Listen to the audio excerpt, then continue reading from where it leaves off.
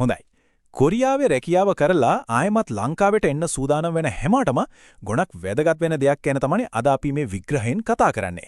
ඒ කියන්නේ කොහොමද Taman මහන්සියෙන් හම්බ කරපු විශ්‍රම වැටුප කිසිම ගැටලුවක් නැතුව ලේසියෙන් ආපහු ලබා ගන්න කියලා. අපි බලමු මේ පියවරෙන් පියවර යනකොට මේක කොච්චර සරල වැඩක්ද කියලා. ඇත්තටම කොරියාවේ වැඩ කරපු කාලය පුරාවට එකතු වුණු විශ්‍රම වැටුප කියන්නේ සුළුපටු මුදලක් නෙවෙයි. ඒක සම්පූර්ණයෙන්ම ලබා ගන්න එක Tamanගේ අයිතියක්. ඉතින් ඒ නිසා කොහොමත් ඒ වටිනා මුදල අමතක කරලා නම් එන්න එපා. හරි. අපි මේ සම්පූර්ණ ක්‍රියාවලියම පැහැදිලිව තේරුම් ගන්න මේ විදිහට කොටස් වලට බෙදලා කතා කරමු. මුලින්ම මේ විශ්‍රාම වැටුප කියන්නේ මොකක්ද කියන තැනින් පටන් අරගෙන සුදුසුකම්, ලියකියවිලි, කුවන්තොටුපළේදී අයදුම් කරන විදිහ, සල්ලි ලැබෙනකම් යන සම්පූර්ණ ගමන ගැන අපි පැහැදිලිව කතා කරමු. හොඳයි එහෙනම් අපි පටන් ගමු පළවෙනි කාරණයෙන්. අපි මුලින්ම හරියටම දැනගමු මේ කොරියානු විශ්‍රාම වැටුප එහෙමත් නැත්නම් එකපාරෙන් ගෙවන මුදල ඒ කියන්නේ lump sum refund එක කියන්නේ මොකද්ද කියලා. මේකේ නිල අර්ථ දැක්වීම තමයි මේ.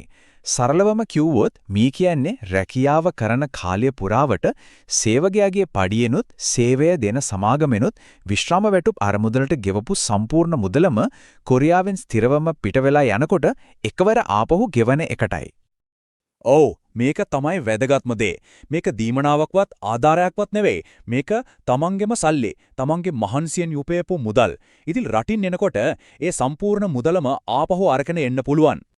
හරි. දැන් අපි දන්නවා මේ මොන සල්ලි ගැනද කතා කරන්නේ කියලා.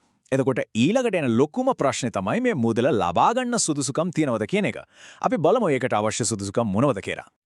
මෙන්න තියෙනවා ඒ සුදුසුකම්. විදේශීය ජාතිකයෙක් වෙන්න ඕන කොරියාවේ විශ්‍රාම වැටුප් ක්‍රමයේ ඒ කියන්නේ NPS එකේ ලියා පදිංචි වෙලා ඉන්න ඕන. ඒ වගේම කොරියාවෙන් ස්ථිරවම පිටත් වෙන කෙනෙක් වෙන්න ඕන. හොඳම දේ තමයි ශ්‍රී ලංකාව සහ කොරියාව අතර මේ සම්බන්ධයෙන් කිවිසුමක් තියෙන නිසා අපේ අයිඩ මේ මුදල ලබා ගන්න කිසිම නීතිමය බාධාවක් නැහැ. හරි සුදුසුකම් තියෙනවා නම් අපි දැන් එනවා මේ වැඩේ හරියටම කරගන්න ඕනම කරන කොටසට. ඒ තමයි අවශ්‍ය කරන ලියකියවිලි ටිකේ පිළිවෙලකට ලෑස්ති කරගන්න එක. මේ වැඩේට අත්‍යවශ්‍යම ලියකියවිලි 4ක් තියෙනවා. ඒ තමයි ගමන් බලපත්‍රය, ඒලියන් රෙජිස්ට්‍රේෂන් කාඩ් එක, එයා ටිකට් එක සහ ලංකාවේ තියෙන Tamanගේ විදේශ මුදල් ගිණුමේ විස්තර. මේවයින් එකක්වත් නැතුව වැඩේ කරගන්න බෑ. ඒ නිසා ගුවන්තොටුපළට යන්න කලින් මේ ඔක්කොම තියෙනවද කියලා හොඳට බලන්න ඕනේ. මෙන්න මේක නම් ගොඩක් වැදගත් කාරණයක්. අනිවාර්යයෙන්ම මතක තියාගන්න ඕන සල්ලි එවන්න දෙන බැංකු ගිණුම ලංකාවේ තියෙන විදේශ මුදල් ගිණුමක්. ඒ කියන්නේ FC account එකක්ම වෙන්න ඕන. සාමාන්‍ය රුපියල් ගිණුමකට මේ මුදල ලබා ගන්න බෑ. හොඳයි. අපි දැන් යන්නේ මේ ක්‍රියාවලියේ උච්චතම අවස්ථාවට. ඒ කියන්නේ කොරියාවෙන් පිටත් වන දවසේ ගුවන්තොටුපළේදී කොහොමද මේකට අයදුම් කරන්න කියන එක ගැන බලන්න. හැබැයි බය වෙන්න දෙයක් නැහැ. මොකද මේක හරිම පහසුයි. ඉන්චුන් ගුවන්තොටුපළේම මේ විශ්‍රාම වැටුප් සේවයට ඒ කියන්නේ NPS එකට වෙනම කාර්යාලයක් තියෙනවා. ඒ වගේම තමයි ඒක දවසේ පැය 24ම විවෘතයි. ඉතින් ෆ්ලයිට් එක රෑ කීයට තිබුණත් කිසිම ප්‍රශ්නයක් නැතුව මේ වැඩේ කරගන්න පුළුවන්.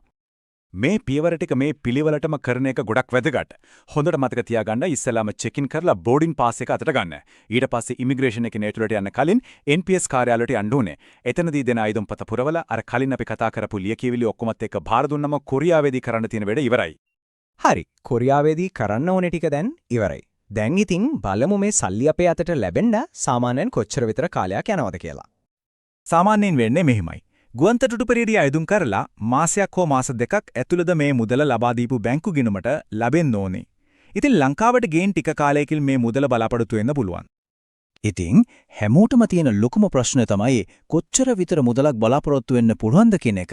සාමාන්‍යයෙන් සම්පූර්ණ සේවා කාලය, ඒ කියන්නේ අවුරුදු 4යි මාස 10ක් සම්පූර්ණ කරපු කෙනෙක්ට ලක්ෂ්‍ය 20-30ක් අතරවගේ ලොකු මුදලක් මේ විදියට ලබා ගන්න හැකියාව තියෙනවා. ඒක ඇත්තටම අනාගතයට ලොකු ශක්තියක්. හොඳයි. අපි මේ විග්‍රහය අවසන් කරන්න කලින් මේ කතා කරපු හැම දෙයකම වැදගත්ම කරුණු ටික ආයෙත් පාරක් මතක් කරගනිමු. එහෙනම් මේ කරුණු ටික හොඳින් මතක තියාගන්න. පළවෙනි දේ මේක තමන්ගේම මුදල්, තමන්ගේ අයිතියක්. දෙවනුව ගුවන්තොටුපළට යන්න කලින්ම අවශ්‍ය හැම ලියවිල්ලක්ම ලෑස්ති කරගන්න. තුන්වෙනුව බැංකු ගිණුමේ විස්තර දෙපාරක්ම බලලා හරියටම දෙන්න. මේ පියවර ටික හරියටම අනුගමනය කළොත් මේ ක්‍රියාවලියේ හිතනවට වඩා ගොඩක් සරලයි. ඉතින් අවසාන වශයෙන් හිතන්න තියෙන්නේ එකම දෙයයි.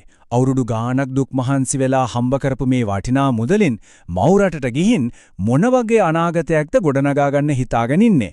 ඒ හීනය තමයි මේ වැඩේ සාර්ථකව කරගන්න තියෙන ලුකුම ශක්තිය වෙන්නේ.